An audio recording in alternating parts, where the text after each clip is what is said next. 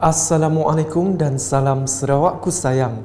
Buletin UKAS edisi tengah hari 28 Jun 2020 bersama saya Kaizarif Afindi. Tumpuan berita. Kerajaan Sarawak akan bekerjasama dengan Institusi Keselamatan dan Kesihatan Pekerjaan Negara NIOSH untuk menubuhkan sebuah pejabat cawangan NIOSH di Kapit.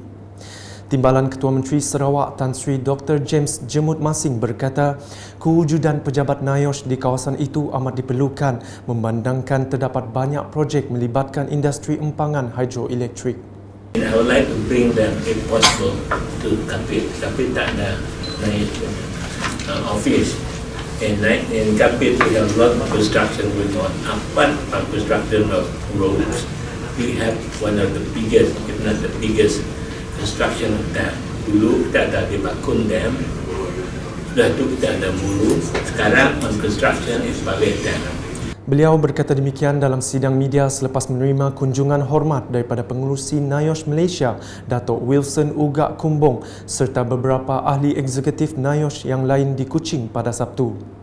Tan Sri James Masing dalam pada itu memberitahu Kerajaan Sarawak juga akan bekerjasama dengan NIOSH untuk menjalankan aktiviti nyah cemar ke atas kapal-kapal yang berlabuh di Sarawak. Sementara itu, Datuk Wilson sudah berbincang dengan Tan Sri James Masing berhubung penubuhan pejabat NIOSH di Kapit.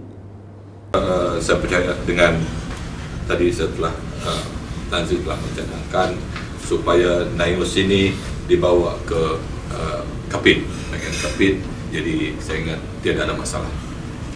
Kerana di Kapit kita mempunyai satu pembinaan dam yang baru, iaitu dam Balai Dam, akan mempunyai lebih kurang 4,000 pekerja dan kelebihan dia orang-orang asing.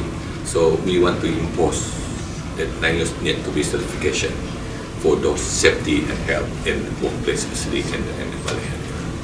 So with that, I think it's clear, and then we hope Tan Sri also keen to us.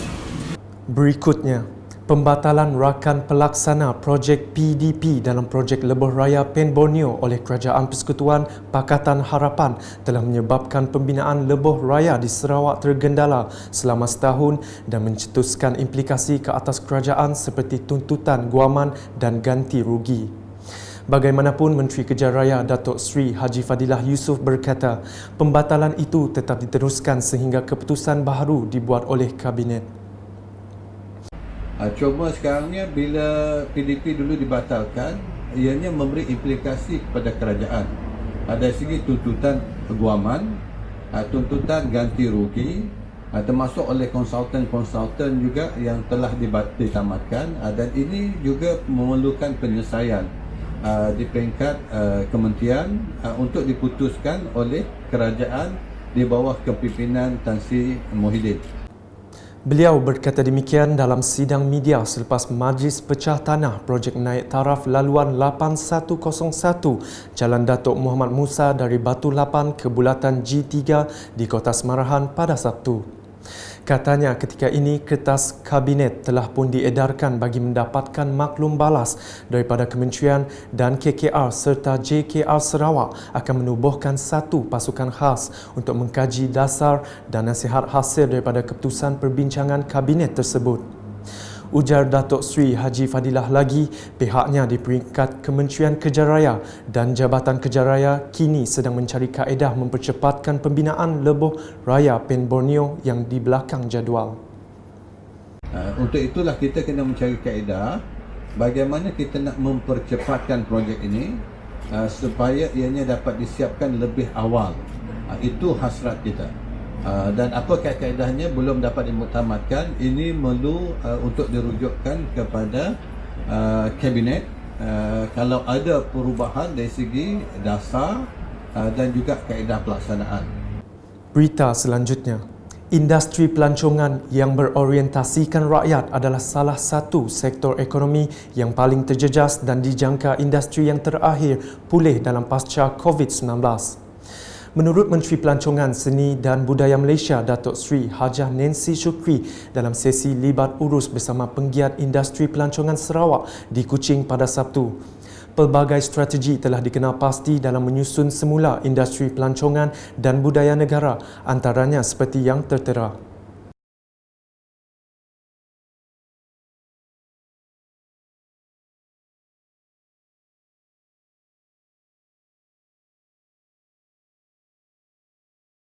Bagi pasaran antarabangsa pula jelasnya, Kementerian merancang untuk mempromosikan pelancongan melalui rentas sempadan.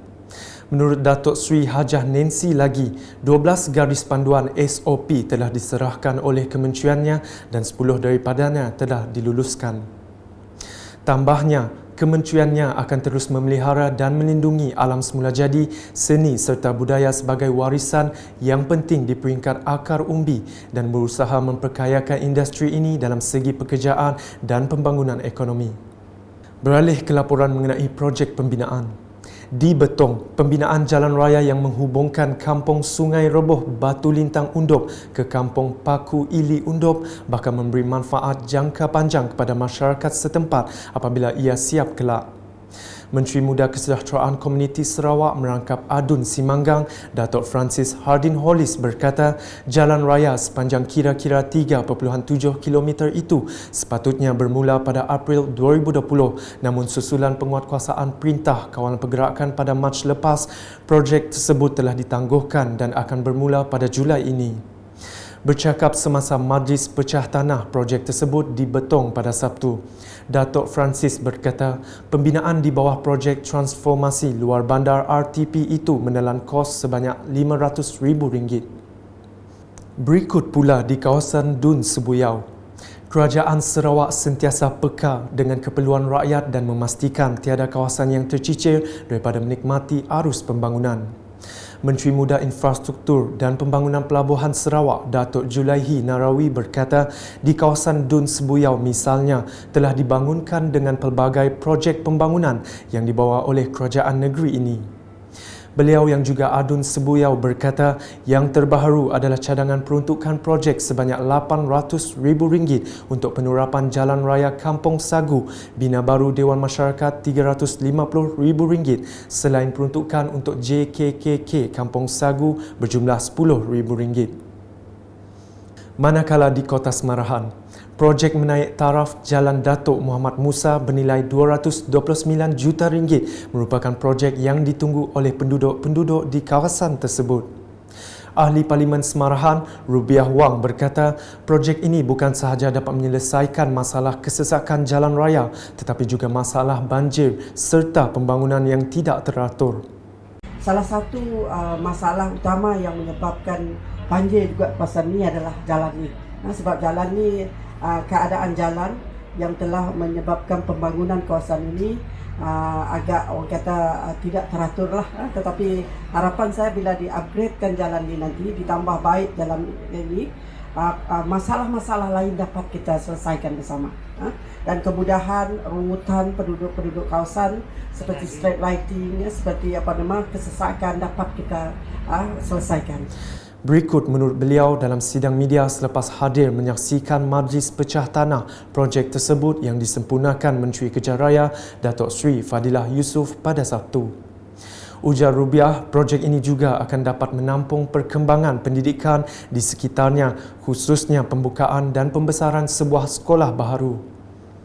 Kita melihat perkembangan pembangunan pendidikan kawasan ini yang pada masa ini dan juga akan masa akan datang memerlukan kemudahan jalan seperti ini, dengan pembesaran SMK Moratuang, dengan pembukaan SK Merdang, dengan pembukaan SK Pengkalang Kuap, dan juga beberapa sekolah yang bakal dicadangkan. Sekian bersama saya Karzarif dan kru penerbitan. Ikuti berita selanjutnya dalam edisi petang. Dapatkan berita terkini Sarawak setiap hari dengan melayari portal ukas.sarawak.gov.my, UKAS channel di YouTube atau melalui Facebook, Instagram, Twitter dan aplikasi Telegram Buletin UKAS. Sebagai penutup buletin, elakkan 3S dan amalkan 3W dalam kehidupan seharian. Salam UKAS.